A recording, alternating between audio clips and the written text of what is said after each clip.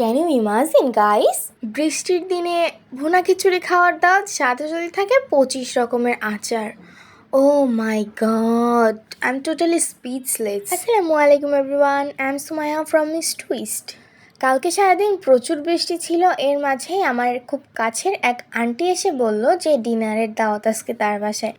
তো তারপর সন্ধ্যায় আমরা তার বাসায় চলে গেলাম।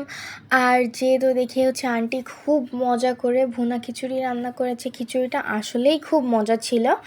তারপর আন্টি তো আমাদেরকে পুরো সারপ্রাইজড করে দিছে, মানে 25 রকমের আচার বের করছে সে খিচুড়ির সাথে খাওয়ার জন্য। আর আমি যেহেতু মোটামুটি ভালোই আচার পছন্দ করি, আমি তো খিচুড়ি দিয়ে আচার দিয়ে খাওয়া শুরু করলাম।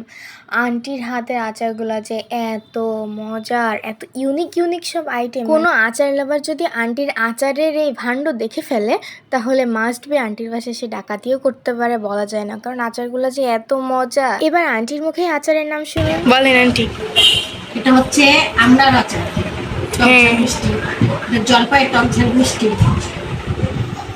এটা হচ্ছে আমের, এটা টকঝাল মিষ্টি। এটা হচ্ছে এটা মিষ্টি, জলপাইয়ের আস্ত মিষ্টি মিষ্টি আচার।